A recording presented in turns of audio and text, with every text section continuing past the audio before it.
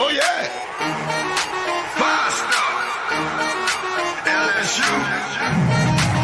I said, they ain't ready for the LSU. No, they ain't ready for the LSU, huh?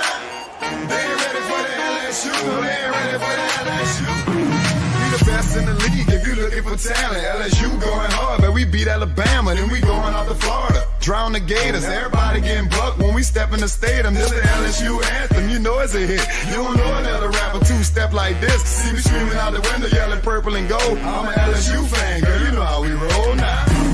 Back and back it on up. Hey, back and back it on up. Hey, back and back it on up. Hey, back and back it on up. Hey, way down in the back.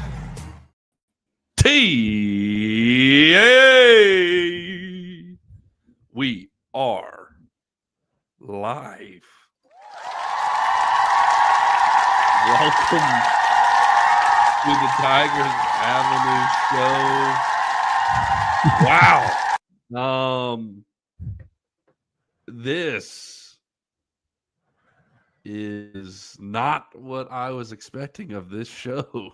I thought it'd be a, sad, depressing, really down show, but man, it turned into some excitement.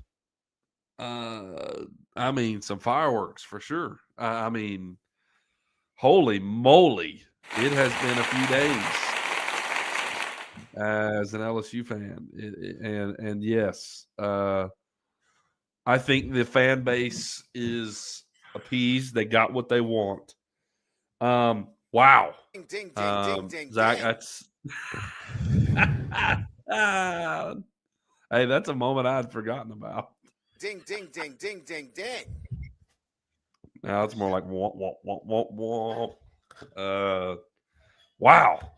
Zach, there's a lot to talk about, obviously, and discuss. And for some reason, I feel like talking about the Texas A&M game means absolutely nothing. Pretty much. That's why in our little description, I said the bros will briefly discuss the A&M game. LSU lost by a lot. It was close for a little bit.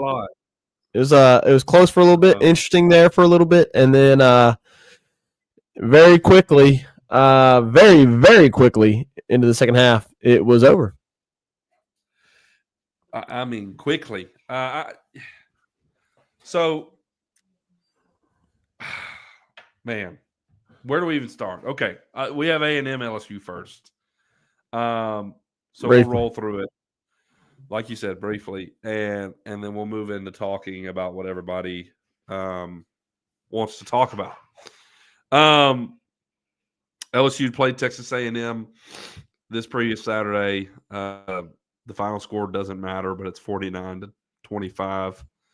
LSU was absolutely dominated in the second half. What looked like was going to be a fun, competitive, hard-nosed game in Tiger Stadium at night. Potentially a game that Brian Kelly could win and appease the fan base for the time being. Quickly went south. I mean, you were leading at half 18-14. You had scored a touchdown. You had caused blocked a punt. Harlem Berry was running the ball and at halftime had 56 yards.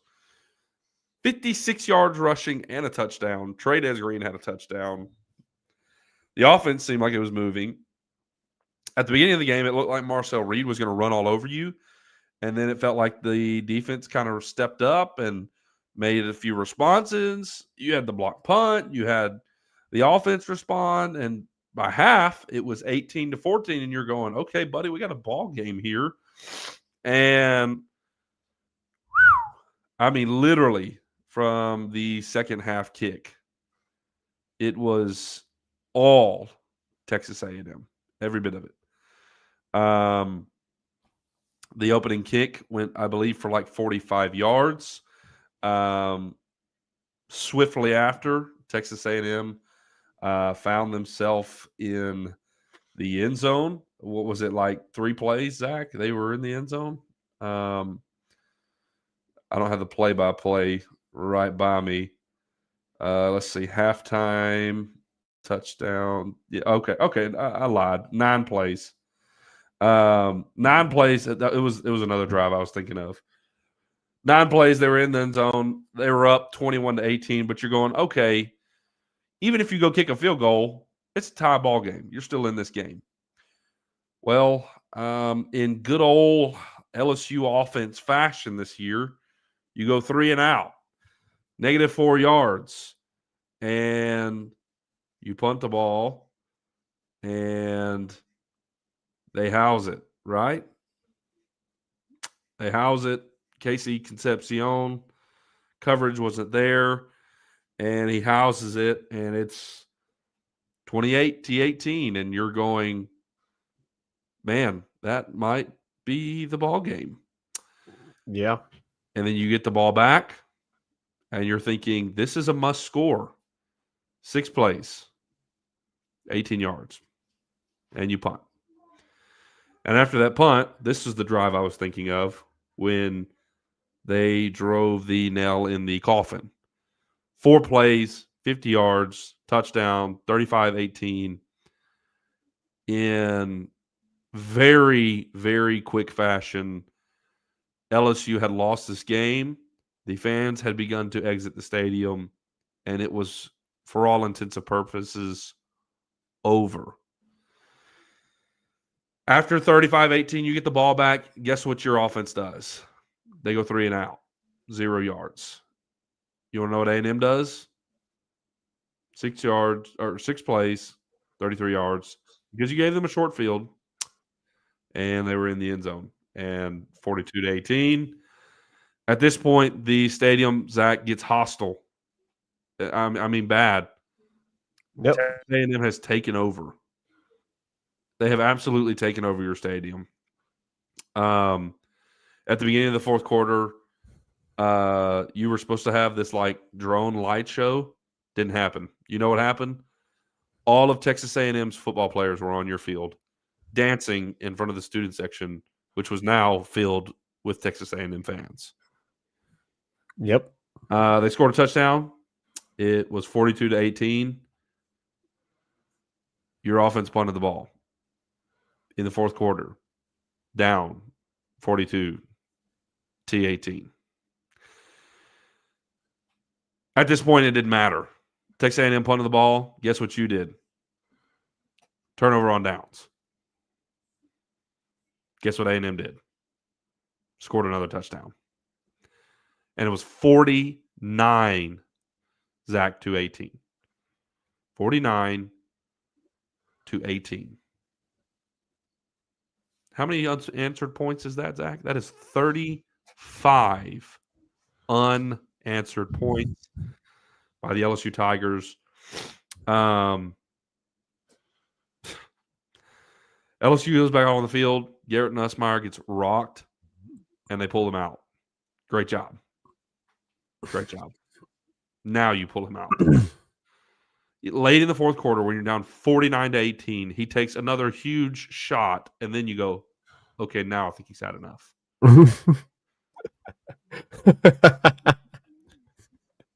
Brilliant. Michael Van Buren comes in, leads a touchdown drive. I mean, it was garbage time. I don't know how much you take off that. I don't know how much you look into that. But, I mean, he scored, and that was it. And then got the ball back and ran the clock out. It was a horrible scene. It was, Zach, every adjective that you could possibly think of, that's what it was. Yeah. No need for us to sit here and describe how deplorable it was. It was unacceptable, embarrassing. I mean, all the above. And the crowd had turned on Brian Kelly very quickly. Texas A&M took over. Chants of Fire Kelly rained down, and it was a ghost town. Zach, it was empty. Like I get like there's sometimes like when you've lost a game or maybe when you're playing Western Kentucky, like it's scattered and it's not as full. That is the emptiest I've ever seen Tiger Stadium in a nighttime game ever. Yeah, it was bad. Ever. It was wholly unacceptable, and that was the game, and that's what led to transpire, Zach, over the next few days.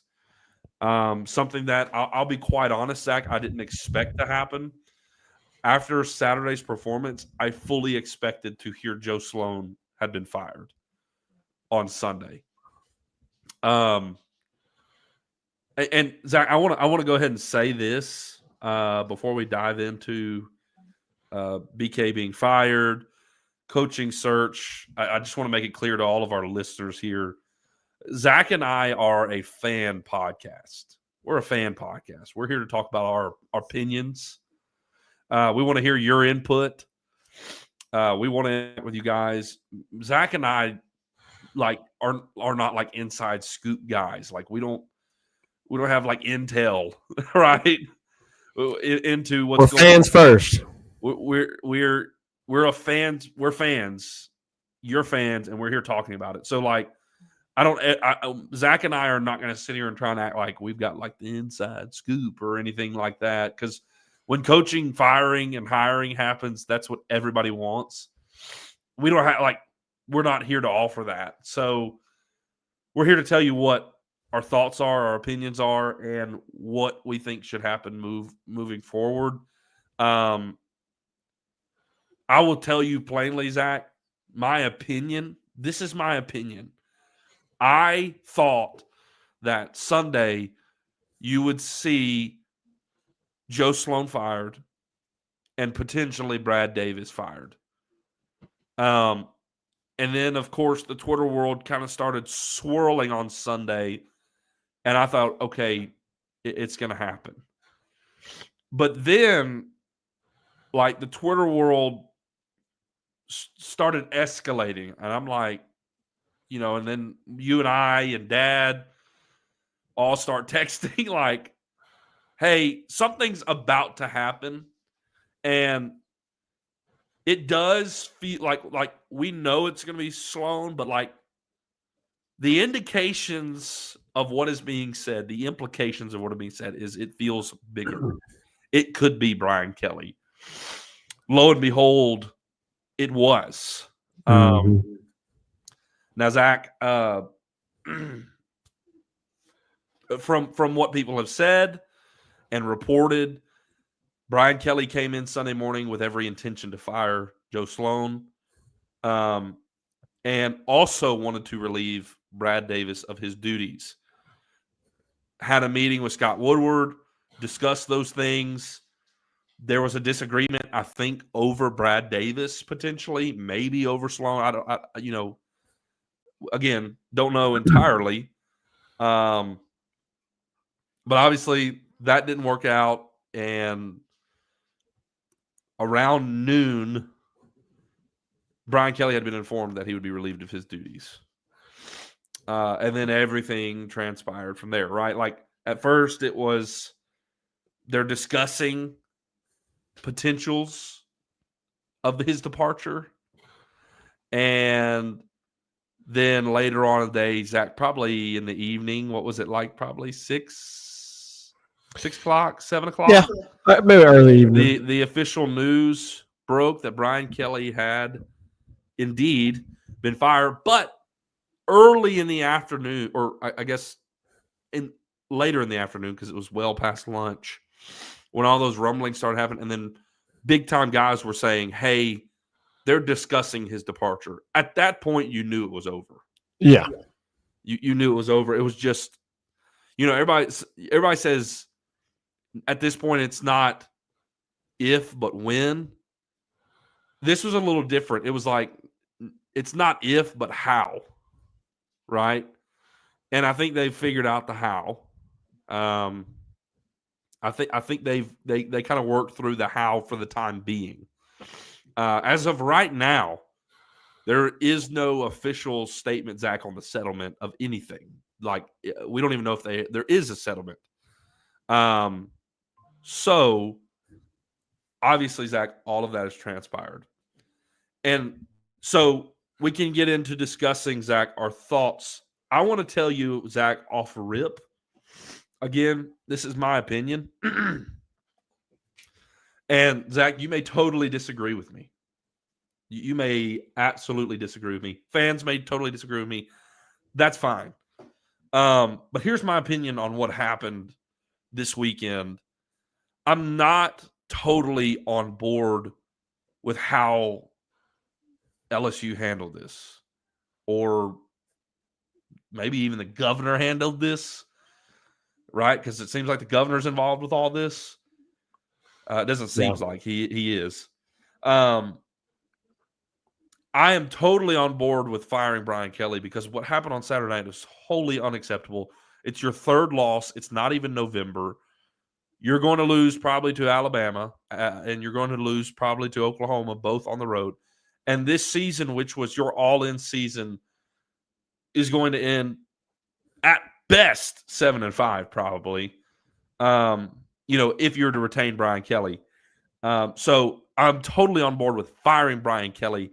I don't think firing. I've never been okay with firing a coach mid-season. I was okay with them firing Joe Sloan and moving forward with that.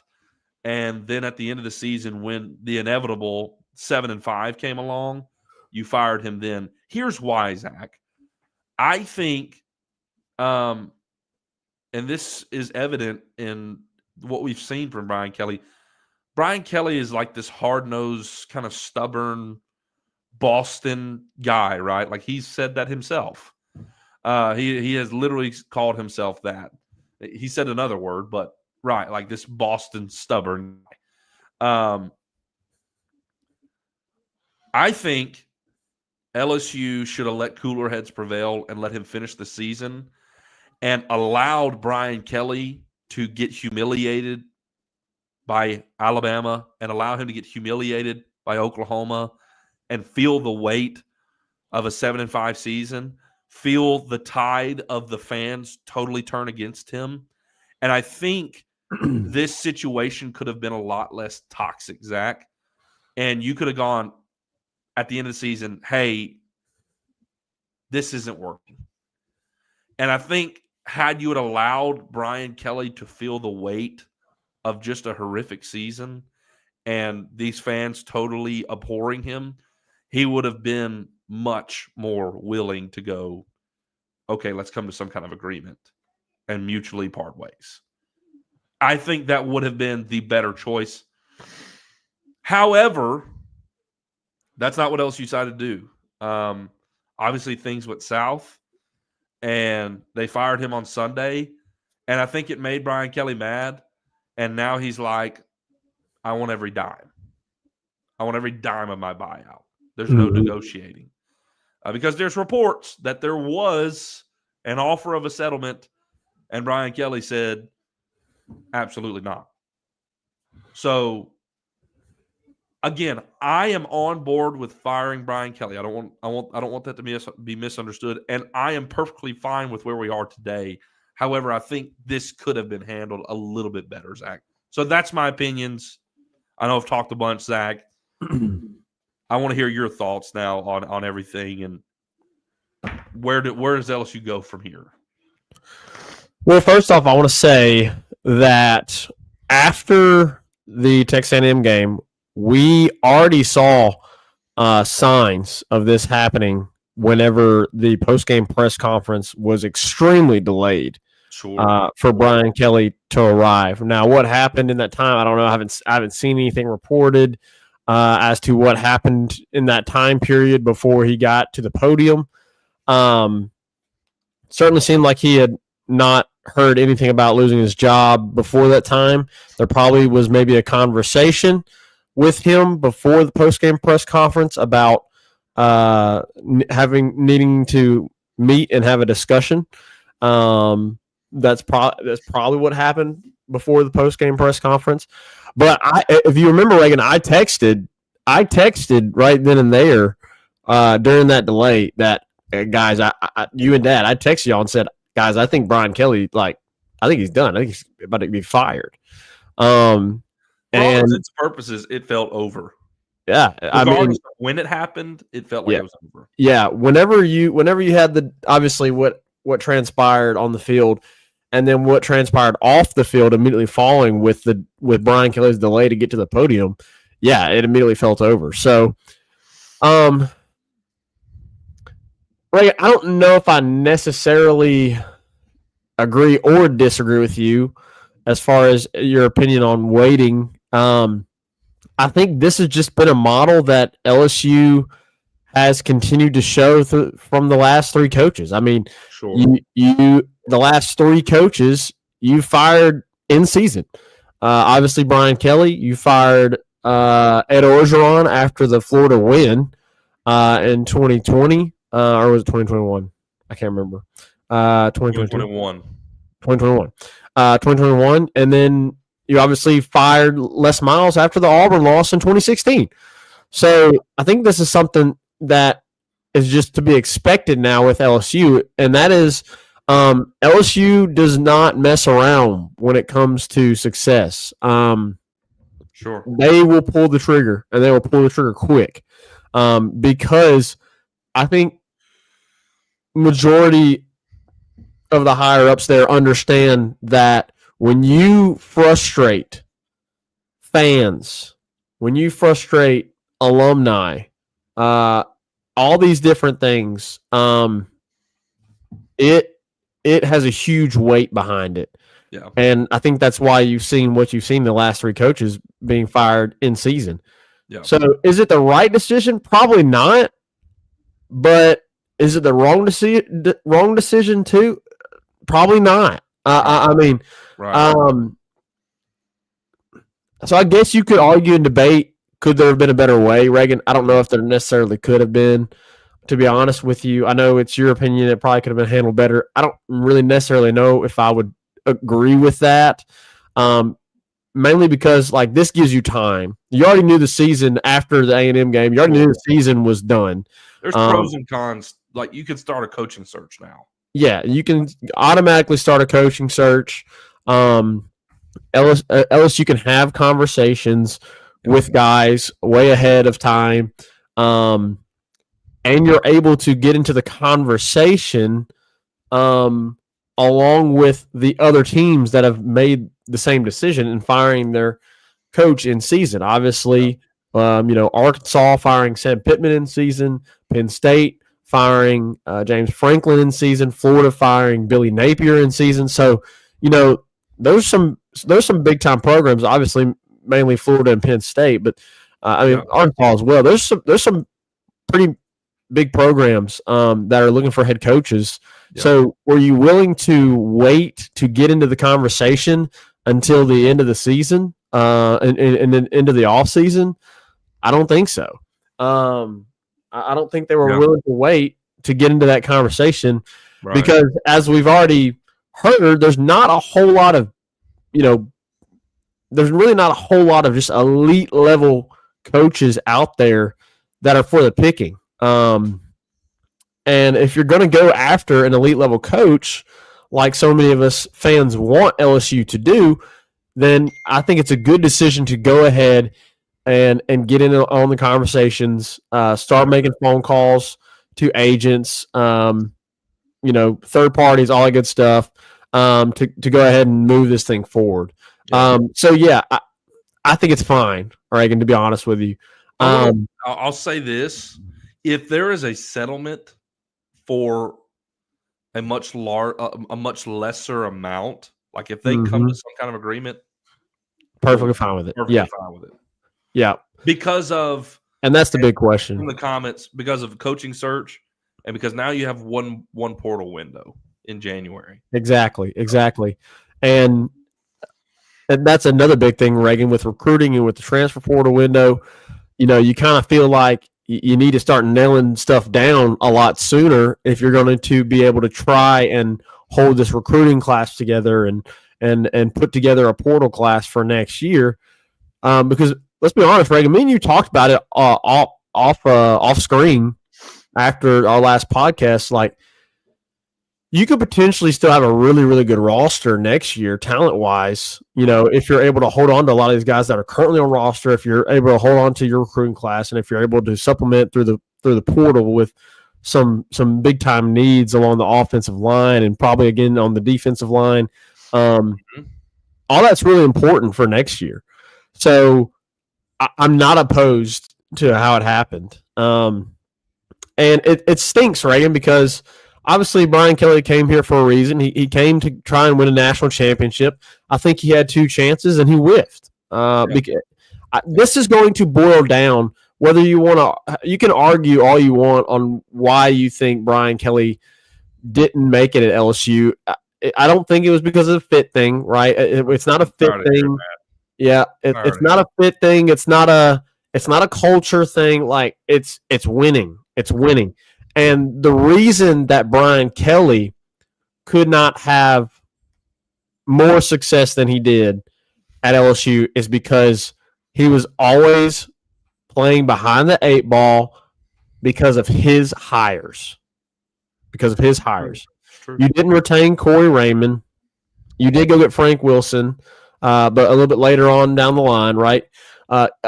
LSU is driven by Louisiana. I mean, I know that seems obvious and like, well, duh, but like LSU is driven by Louisiana and by Louisiana coaches that have pride. And in a little bit, I'm going to share Frank Wilson's quote that he shared today. Definitely. But that's what LSU is driven by. It's driven by Louisiana people. And he tried to get in here and do his own thing. And, you had Brian Polian that you brought in. That was a huge whiff. That was brutal. Yeah, and then you brought in Matt House, and we saw how terrible that went. And so, like, then it became a situation where LSU higher-ups had to step in and start saying, hey, these are the guys we're going to hire. We're going to bring Corey Raymond back. Like, we're going to bring Blake Baker back. Like, you literally let 2 guys on your staff right now walk out the door the day he got here. Yeah, exactly. And so this boils down to his hires. If he had made the right hires, if he had, I think molded to what LSU really is, and I understand that sounds like a culture fit or whatever. I understand that kind of sounds like that, but it really comes down to the hiring. And if Brian Kelly had made some better decisions when it comes to hiring his coordinators and his staff, I think, we'd be potentially looking at already having a national championship and then playing for another one this year, right? Especially in 23. You let Denbrock go because you wanted to hold on to Sloan, and Denbrock was the catalyst for the offense that you had with Jaden Daniels. I mean, obviously Jaden Daniels, Malik Neighbors, Brian Thomas, like obviously they were massive pieces to that offense, but I mean, Denbrock was running that thing. And if you had hired a better defensive coordinator, somebody that's more proven, I understand Matt House had been a defensive coordinator before, but if you had gone there and gotten a better defensive coordinator, right, then you probably win a national championship in 2023, right? And if you had gotten out of your own way and just let Denbrock continue to be the offensive coordinator instead of trying to hold on to Sloan and promoting him because you're trying to hold on to him, and I understand probably a lot of that is because of the whole Bryce Underwood situation, but we saw what happened with that, right? If you had got out of your own way from that, then you're probably, making a run at the national championship this year. So ultimately, this is on BK. I don't think it's on LSU. I don't think it's on the governor. I don't think it's on Scott Woodward. Nope. It's on BK. It's on him. Yep. And it sucks, Reagan, because, as you have said before, we really don't care. I mean, we do care, but when it comes down to it, we really don't care who the head coach is. We just want LSU to win. We just want to see LSU have field a good team. Exactly. Play like LSU and win and compete. Compete to be in the playoff. Reagan, it's a 12-team playoff. Yeah. It's a 12-team playoff, Reagan. You should be in the conversation. You should be in the hunt every year. Because with the talent that Louisiana brings in and that LSU gets on their roster, man support, the facilities, culture, everything, the history, everything. Reagan, you shouldn't be losing 3 games before November. I mean, you shouldn't be. You should be at worst like an 8-4, 9-3 football team on your bad years, Yeah. And unfortunately, it's looking like this is going to be a season where you're going to be 7-5, maybe 8-4 at best. 6-6. You got Arkansas. Yeah, you could lose to Arkansas. So at worst you're 6-6. At best maybe 8-4, maybe. Yeah. We'll see. Who knows what might happen, because a lot of times you do see this, like when you have a change like this and an interim comes in, and specifically like we'll talk about with this interim and Frank Wilson, who completely fits right now. I think is the perfect guy to lead this team right now. No doubt. In this situation, you never know what could happen. That roster might come in rejuvenated, hungry, fired up, and who knows? Maybe they can surprise us all. Yeah. Because it is a talented team. Regardless of what you've seen on the field up to this point from LSU, this team's talented. It's talented. And you're going to know that whenever the draft comes around, because there's going to be guys that are taken. LSU is going to have easily double-digit guys go to the NFL this year. Mansour Delane's going to be a round 1 pick. He's probably going to the Thorpe Award. He was named as a semifinalist for the Thorpe Award today. Exactly. Today.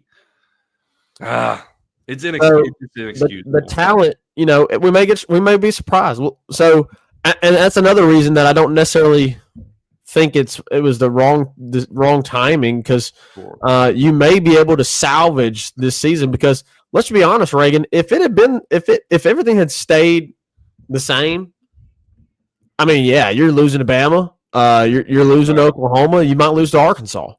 But I think this is a rejuvenation that this LSU team, specifically the players, need right now. Sure. And we've seen a lot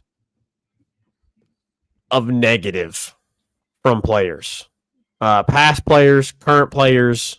You literally have Malik Neighbors going on Instagram, and he's got a video of a guy kicking rocks after the announcement, right? Like, kick rocks. Yep. You literally had that. You had Matthew Langlois and all the stuff that we saw that I'm sure a lot of people have seen in regards to that. So you haven't seen like a whole lot of support for him. Yeah. You've seen a little bit here and there, but not a lot. And so I understand. Like, there's always gonna be players that love a coach, and there's always gonna be players that dislike a coach. Like, you're gonna have both sides. Sure. But what's the majority? Yeah, obviously you saw Colin Hurley and what he said. But what's the majority? And the majority has been, see ya. Not so positive, yeah. See ya. Glad you're gone. Don't let the door hit you on the way out. And it's unfortunate, because I think a lot of us had high expectations considering Kelly's background, considering Kelly's resume, considering what he did at Cincinnati, what he did at Notre Dame. And he just couldn't get out of his own way. Yeah. So it's unfortunate, Reagan. It is. And there were a lot of things, not only the hires, but in terms of support, there were things he did that really soured and really made this situation like almost unavoidable. Number one, in this offseason, you literally said, hey, guys, if you want to put together a championship roster, you got to pony up and pay for it. Mm-hmm. And the fan base showed up for you and paid for this roster, this $18 million roster. And look, credit to Brian Kelly. He also gave it $1 million of his own money. But you literally went out there and said, hey, guys, you got to pony up. Let's pay up if you really want this. And you know why he said that? You know why he said that? It's because they lost Bryce Underwood. Like, that was off the heels of that, and fans were livid. And then he was like, hey, guys, by the way, if you want to put together this great roster, you got to pony it up. And so they did the whole $1 million match thing, and like every dollar was $3. And you funded a ton of money, and you spent nearly $20 million on this roster, and everybody knows it. Brian Kelly said it himself. It was $18 million. Okay. Well, Coach, we spent $18 million on this team. You're making almost $10 million a year. In November of 2024, Brian Kelly said, we're taking receipts and we'll see you in the national championship. So not only did you publicly say you got to pay it, and they paid it, you also said, we'll see you in the national championship. And then you proceeded to lose 3 games before November. And when the flaws were beginning to become obvious after the Florida game, you didn't step up and change them. You were questioned on them, and you blew a lid and called the fan base spoiled. Yep.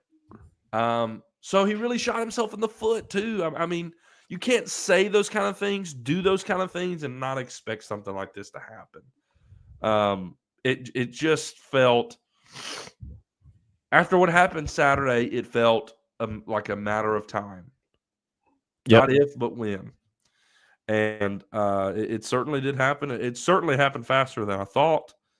And I'll say this: if they somehow find a way to settle on a lesser amount, which sounds like they might have, which sounds like it could be happening. There's certainly, I mean, they already publicized that, like, hey, we're trying to figure out how to go about his buyout.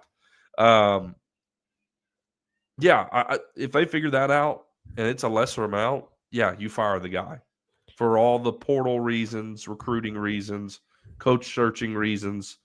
I'm on board with it. I'm on board with him being fired anyways.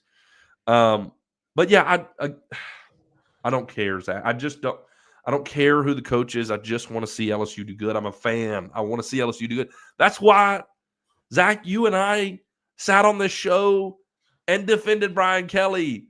You want to know why? Because we wanted him to win. He's LSU's head coach. We wanted him to win.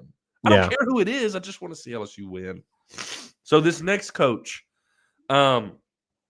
we may go, holy moly, we just hired Lane Kiffin. Fantastic. We want him to win. If it's John Summerall, you may be going, oh, God, we hired the guy from Tulane. Who cares if he starts winning? Yep. Who cares? Like, that's what's funny to me is you hire Summerall and everybody will be like, oh, they missed it. It was blah, blah, blah. Like, and it'll be kind of like bleh for a little bit. Mm-hmm. But if the dude starts winning, that'll change real quick. Say what you want about El Orgeron, but his track record was not good when he took the head coaching job at LSU. I mean, it wasn't good. And dude won a national championship. Right? I mean, say what you will. I understand a lot of people go, well, this is how Joe Burrow, and I understand, but you still orchestrated. You still orchestrated putting that team together, and you won a national championship despite how bad your resume was coming in as the LSU head coach. And then look at Brian Kelly. I mean, how magnificent his resume was coming in. I understand he did not have the national championship.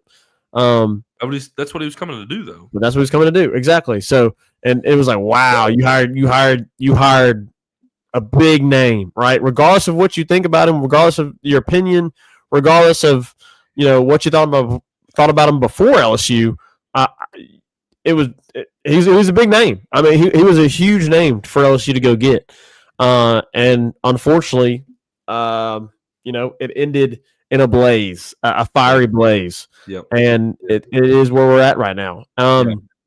But that leads us to the next thing, Reagan, which is who's next. And I think we need to get into this conversation after a break. We also need to discuss Frank Wilson taking over, right? Purple and gold running through that man's veins. I want to quote a tweet because I guess not quote a tweet, but quote him from his press conference earlier today, and looking forward to that. So, and then of course we'll get to all the comments because I know the comments are absolutely flying in here, and there's a ton we need to get to. So, if you're in here joining us, whether it's YouTube, Facebook, or X, please go ahead, comment, like, share to all your social media pages. Who do you think should be the next coach? Yeah, tell us who you think is going to be the next coach and who you want to be the next coach. Yes. Because obviously there's always a want and then there's always the reality. So what's your reality? What's your greatest wish for the upcoming new LSU head football coach? We'll discuss all of that right after this break. 5-Star Hero, your intro and outro music for the Tigers Avenue show. They ain't ready for that LSU. Go check out all his other music on all the major platforms. Don't forget to follow him on Instagram at Saints Anthem and at Twitter at One Nation Doty. Don't forget to check out his Facebook page for all his Saints and LSU merchandise. Can't get any better than Sarah Klein Stevens, attorney at law. Her firm focuses on the needs of the elderly and maintaining their dignity throughout the process. Here for you, here for your family. Sarah Klein Stevens, attorney at law.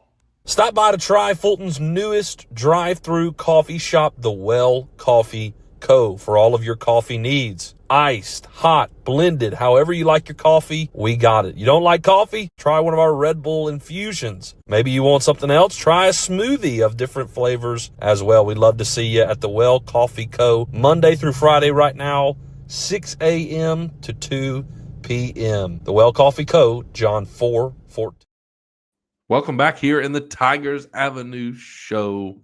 Zach, there's lots of comments. Yeah, let's get to them. Lucian's in here. Appreciate Lucian being in here with us. He says, my brother's got off early, work early morning. Please agree. If I'm not, I'm crazy. Play Van Buren on the Alabama game. We will discuss that next week. Yeah. But you could see it. I wouldn't be shocked. Ryan, I can see clearly now the rain is gone. I've got to say, by the way, before the show ends, Zach, don't let me forget, I've got to mention something with Ryan. Okay, awesome. LSU fans unite TA style. Dad, this is great. Dad with a great comment. He said, I have a few thoughts, a new quote to celebrate. Death Valley, where Brian Kelly's dreams came to die. Oh, man. That's true. That's good. That's good. Since it's Halloween, he also says since it's Halloween week, Brian Kelly is about as classy as the crustiest, ugliest hairy mole on a witch's back. His character is about as attractive. It's been nauseating to me to know that he was our team's coach. Oh, man. Yeah, he was serious. Brian Kelly literally called himself a Boston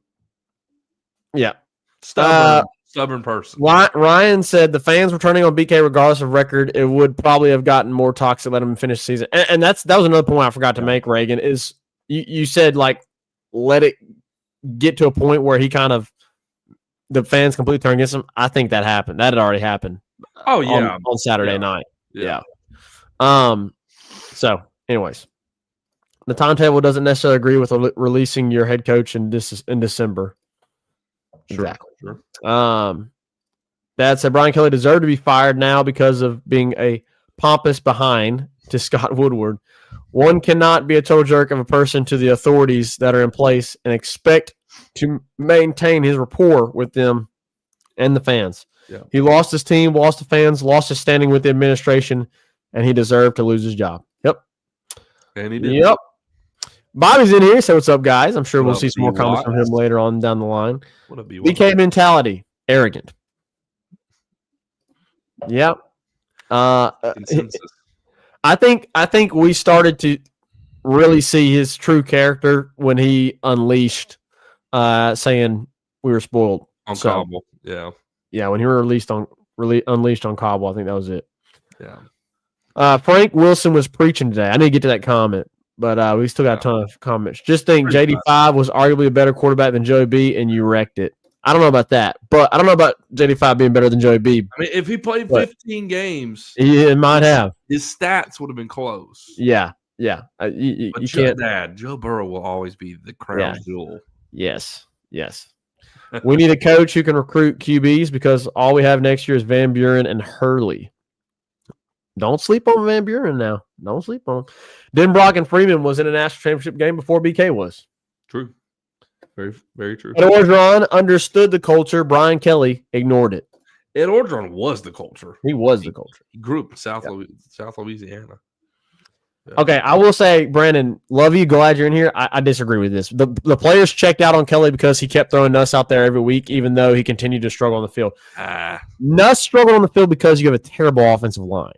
Getting destroyed. Brian Kelly's the issue with Brian Kelly is he did. I understand he made some changes. I don't think he made the necessary changes on the offensive line in order to let this team be the best that they could be on the offensive line. Yeah. Ryan says I don't think it was because of Nuss, but rather than the coaching staff. Exactly. So yeah, this coaching search will be interesting. It will. Yep. That's what we're about to get into. It also sounds like Scott Woodward's days are numbered. Yeah, that's more talking points. Yes. Yep. Brandon Reese, I will agree. I completely agree with you on this. It's crazy and frustrating that Kelly was able to get Notre Dame to a 14 playoff twice, but couldn't get us to a 12-team playoff.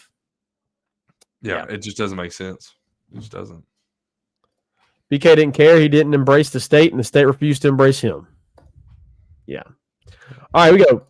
Bobby Watts, Dan Lanning or bust. Frank Wilson, Natty pending. I want Nick Saban. Dad says I want Nick Saban. I think that phone call should be made. If it hasn't been already, do it. Offer the bank and let him say no. Who do I think it will be? Clark Lee from Vandy. Okay. We have a want and a prediction. Okay, there we go. Dad wants Nick Saban. He thinks it's going to end up being Clark Lee from Vandy. I'd be fine with that. Zach. So that leads us into our discussion. But real quick, obviously with all the changes, Frank Wilson has taken over as the interim, and I love it, Reagan. I love it.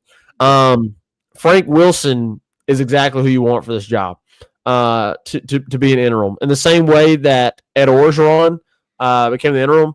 And here's a question, Reagan. Depending on how LSU does the rest of the way, does Frank Wilson get a shot? I think in order for Frank Wilson to get a shot, he has to go undefeated the rest of the way. He has to do some pretty incredible things.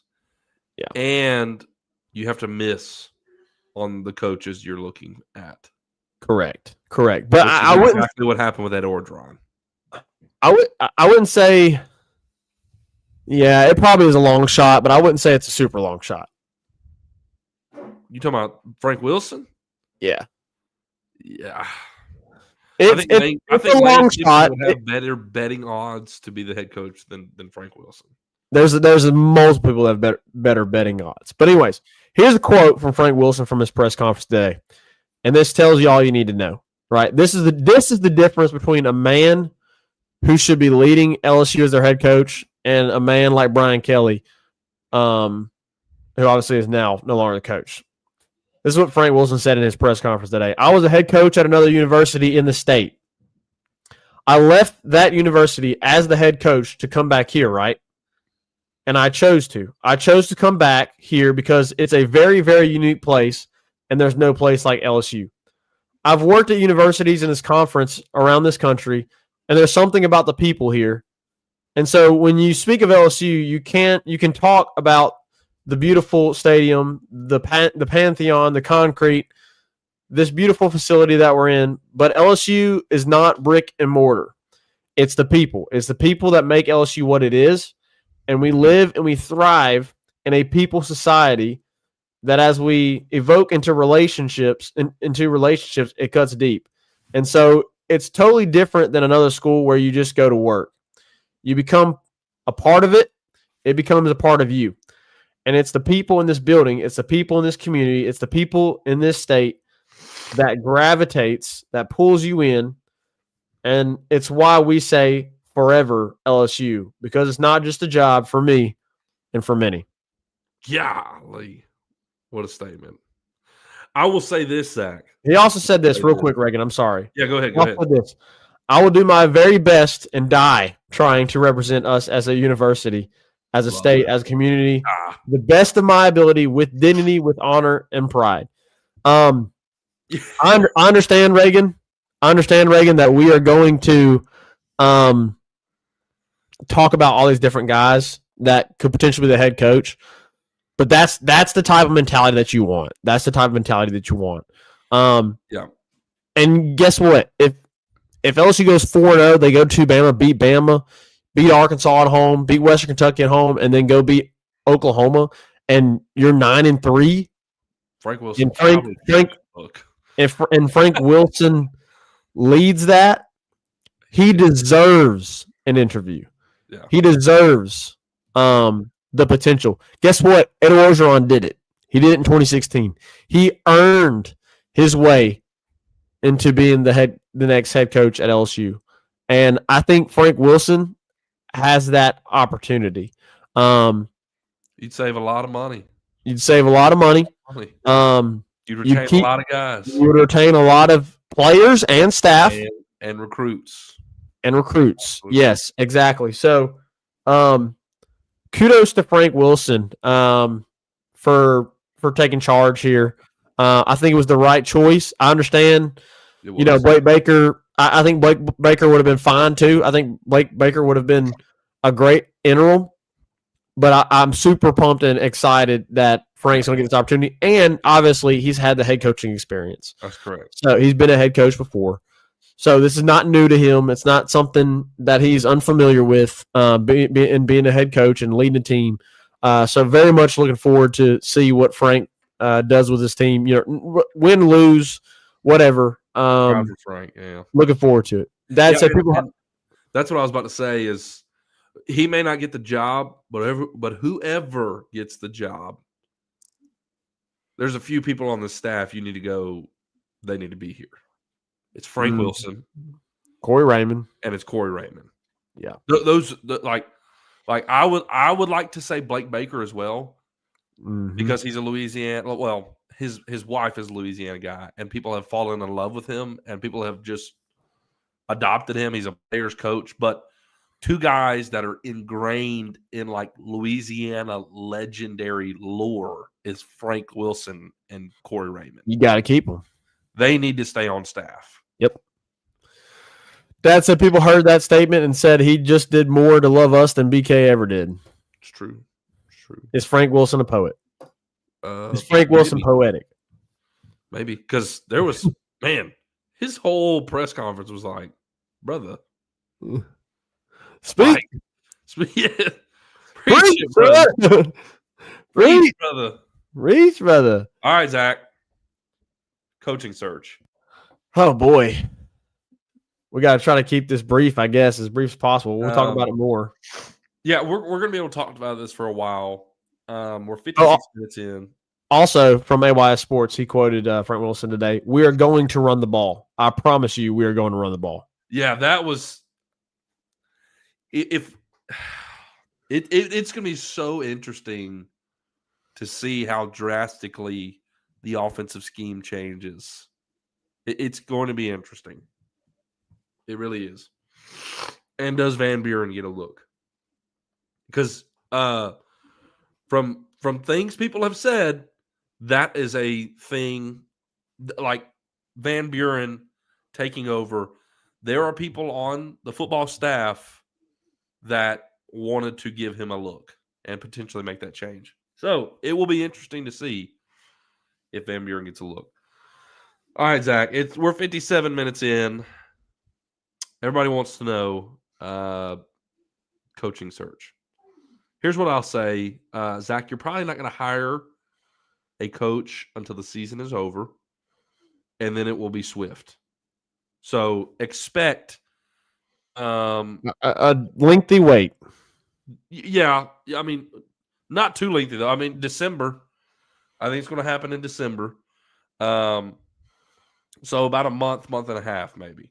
But it's going to be long. It's going to be long for the fans, for sure. It's going to be long. It's I mean, for you and I, we're going to be like, come on. It's going to feel long for the fans, and it also depends on who they're going after, and if the guy winds up in the playoffs, and all that kind of stuff. So, Zach, it's so hard. Let's do top 5 because I don't know. I don't think I can narrow mine to top 3.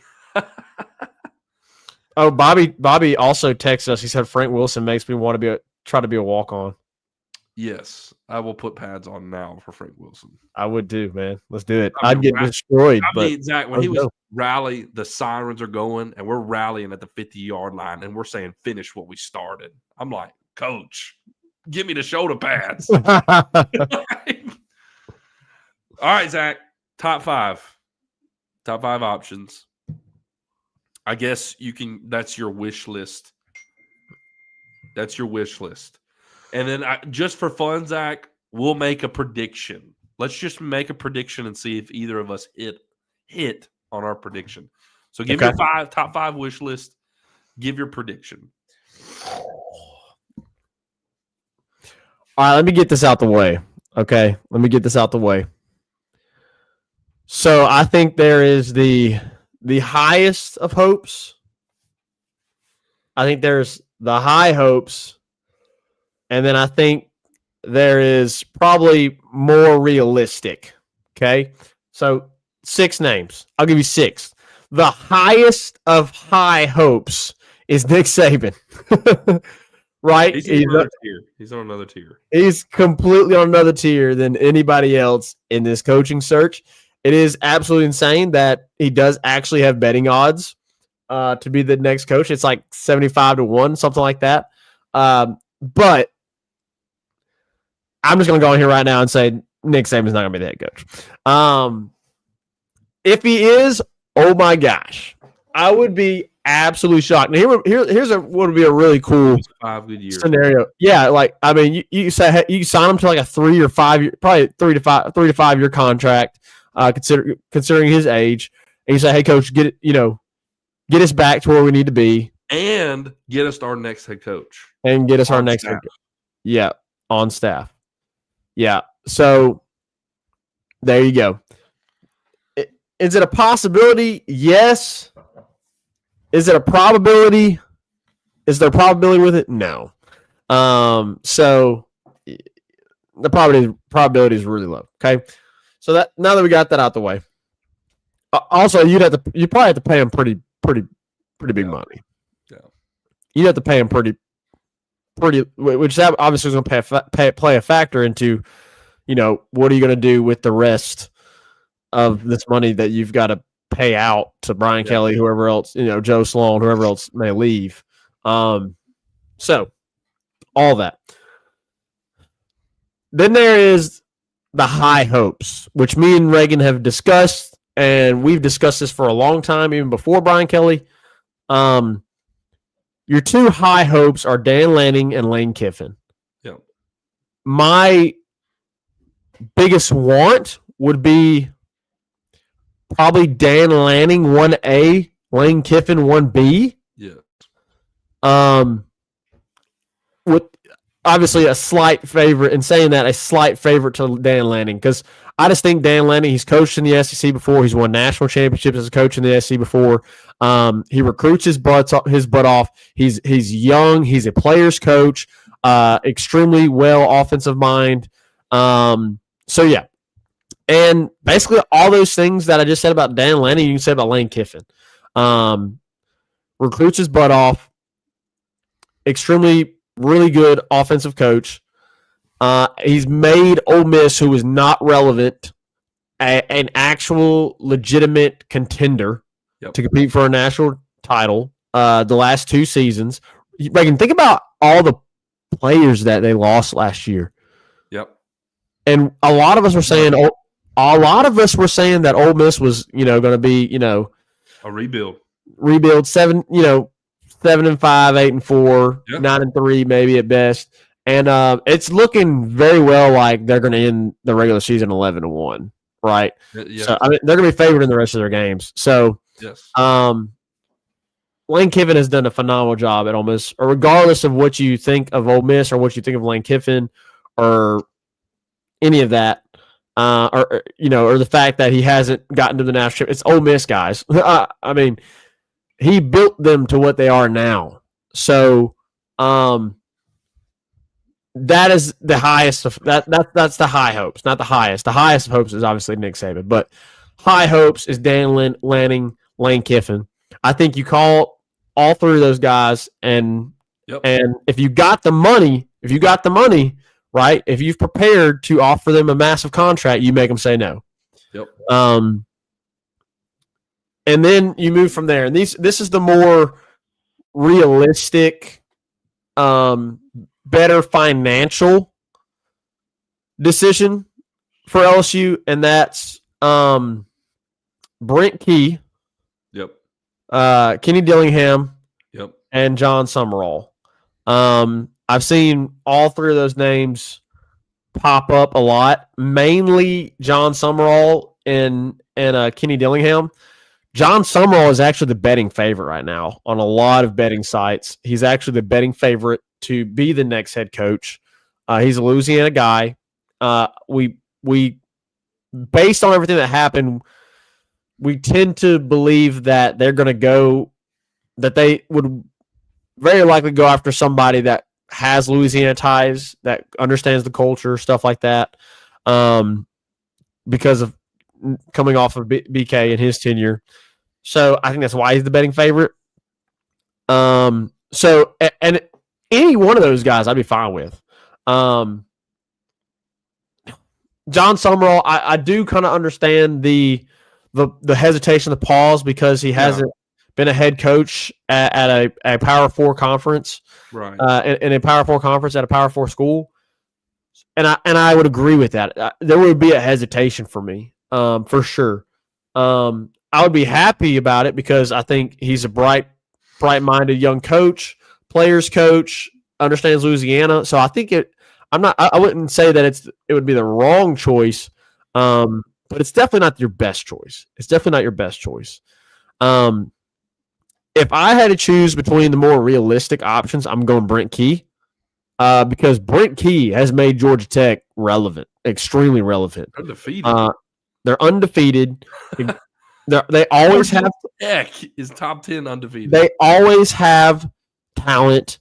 And again, another young guy, players coach. I mean, if I had to pick between the 2 highest of hopes, I'm picking Dan Lanning. If I had to pick between the more realistic, kind of options, I'm going with Brent Key. I prefer Brent Key over the other 2 options, over Summerall and over Kenny Dillingham.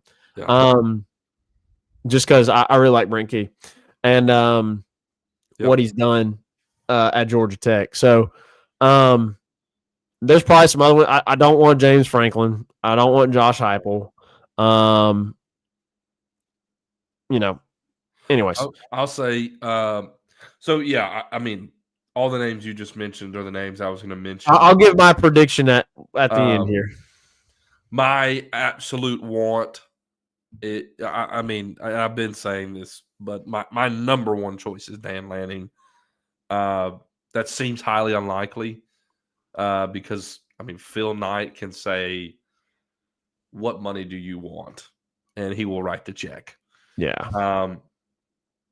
But here, maybe it's not about money. Maybe just maybe, Dan Lanning has an itch to be a head coach in the SEC. Maybe.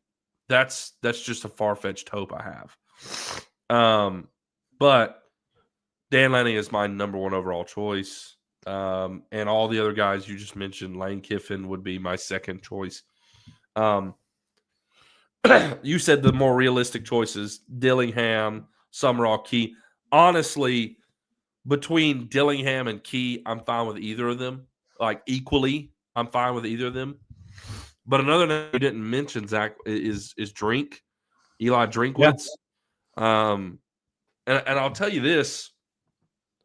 I mean, you could say Drinkwitz hasn't won big time, but I'll tell you this: he has had Missouri competitive, and Missouri ain't like the resources and the fan support and all that at Missouri is extremely minimal compared to a place like LSU, compared to a place like Ole Miss. Their fan base and their support system is not near as rabid as some others, especially LSU. And what Drink has done at Missouri in his years there has been impressive. He's hired well. He hired Blake Baker as his DC, and they were doing fantastic. I'm going to tell you this. 3 of the guys on your staff came from Drinkwitz's staff. On your defensive staffs, they came from Drinkwitz's staffs. So Blake Baker, Jake Olson, and Kevin Peoples probably would all be retained. Drinkwitz would probably be a money-saving hire, not in his contract, but as in like buying out the staff, because he would. I guarantee you, Drinkwitz would retain those 3 guys and Corey Raymond and Frank Wilson. And I'm going to tell you again, he has just been impressive with what he has at Missouri, and his roster gets plucked all the time. All the time. Keywan Lacey, right? Ole Miss's running back. You want to know where he played at? Missouri. And many other guys. So his roster gets picked off all the time, but he continues to be a competitive team. He's only got 1 loss on the season. It was to Alabama, and he played a pretty competitive game against Alabama this year, and it's been that way. So I would not be opposed to Drinkwitz either being in the mix. Any of those guys, quite honestly, I'd be happy with. But ultimately, like we've already said, I don't care who it is. I just want him to win. If it's John Summerall or if it's Dan Lanning, I want to see LSU win. So we will continue to discuss this as this develops. These are all the hot names right now, right? These are all the names you're hearing and discussing. Man, I'm gonna tell you what though. You were talking about those more realistic guys. I'm gonna tell you what. I'd be fired up if we hired Dillingham or Brent Key. I would be fired up. You talk about, people have said, like, where can you go find the Jay Johnson of college football? Yeah. I'll tell you what. You know who fits that profile? It's Kenny Dillingham. Mm-hmm. Kenny Dillingham's young, extremely relentless, recruits well. You want to know where he's at? Arizona State. You want to know where Jay Johnson came from? Arizona, right? Like that's a guy who, I seriously think could thrive here at LSU. Here's the thing, though. Here's the thing. Kenny Dillingham, Brent Key are both alumni. They're both alumni. Kenny came from Arizona State. Brent Key graduated from Georgia Tech. So, yep. Going touch, pull them away from there. It'll be tough. Again, this will all unfold. LSU, I think, will hire a great coach. I think this fan base, this administration, I don't know about all that in terms of the governor being involved and all that kind of garbage. President about to be hired, potential new AD. Regardless of any of that, I think they want to go hire a coach that will fit well, but that will win. I really think that they're going to go hire a proven winner. I'll say this, Reagan, too. This hire is massive. It's pretty important. It's super important, and here's why. Because it's either going to bring LSU back to relevance as far as actually competing to be in a playoff spot every year, Yeah. or you are going to end up being a middle-of-the-pack SEC team for a long time. Yeah. So Important hire. it's an extremely important hire. It's going to either place you with the likes. This hire is either going to place you with the likes of Georgia, Alabama, Texas A&M now, Ohio State, Oregon. Those teams, right? Yep. Or you're going to be like South Carolina, Florida. Yep. You just don't want to wind up like Florida recycling coaches. Yeah. All the time. Yeah. You don't want to wind up like that. This next hire is either going to put you in the likes of Florida or put you in the likes of the best teams in college football. So it's huge. But I think, Reagan, we need to make a prediction here. I know it's early. I know it's early, right? Early. It's super early, but this is our way, way too early. Who is the next head coach of LSU going to be? It'd be cool if one of us hits on this. It would be cool if one of us hits on this. Man. I'm going to make a fun prediction, Zach. I'm going to say LSU hires Lane Kiffin. Oh, okay. I'm saying LSU hires Lane Kiffin. There's my prediction. All right. Well, I was going to predict that, so I'll have to go somewhere else. Ooh.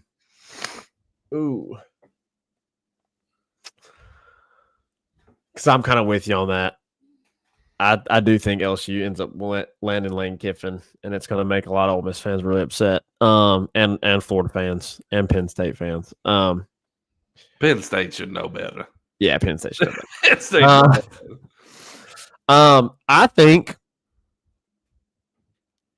since I can't pick Lane Kiffin, I'm gonna go Drinkowitz. Okay. I'm gonna go Drinkowitz.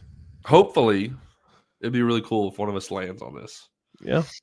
You were going to predict Lane Kiffin, so let's just say we hope it's Lane Kiffin. Yeah. And I'd be even more enthused if it ends up being Nick Saban or Dan Lanning. Dude, if it winds up being Dan Lanning, I'm going to go through this wall behind me. I will go through this wall. We're gonna have to come over and we're gonna have to jump in the pool or something. Yes. Yeah. Dan Lanning. Holy moly. Hey, but here's what I'll say, though. Good on LSU fans. Good on LSU for not accepting and being tolerant of mediocrity and holding LSU to a high standard, because you could become complacent and, like you were saying, become a middle-of-the-pack guy. This is crazy. It's a lot of money, but it is evident that you don't want mediocrity. You want a winner. And so go get a winner. Go get a winner. Find somebody who's going to win. I don't care who it is. Just win. Just win. All right, guys. It's been a little bit longer show because, obviously. It's been wild. And we will continue to follow the story. We will continue to follow the team. I'm excited to see what Frank Wilson can do with this team. We love you, Frank Wilson. Sure. Everything you said today was amazing. Zach, something that needs to be noted. There has not been not one single decommit from this recruiting class. Not a single one. That is not common. That is very rare. I think that's a testament to who is still at LSU, like Frank Wilson. And Corey Raymond. And Blake Baker. It is a testament, and maybe it's also a knock on Brian Kelly, but you've not had one decommitment yet. It's huge. It's huge. You literally had a commit came out. You got a commitment, yes, the day after, and you also had a current commit that said, "We commit to LSU, not to the coach." That's right. Yeah, we commit to the school. That's what you want to hear. That's what you want to hear. So, good on Frank Wilson. We're cheering for you, buddy, and we're going to continue to follow the team, cover the team. So we're looking forward to it. We'll see what the rest of the season has to hold, and we'll continue to follow this coaching search as it unfolds. It's going to be a very interesting few weeks and months. So always be tuned in to talk with us here at Tigers Avenue. Appreciate you guys as always. All of your comments. You are awesome. Y'all been really interactive tonight, so appreciate it. We'll see you next time here in the Tigers Avenue Show. Foster here, take us out. Peace. Who that five star? Who that five star? Who that five star? And the LSU Tigers, LSU Tigers.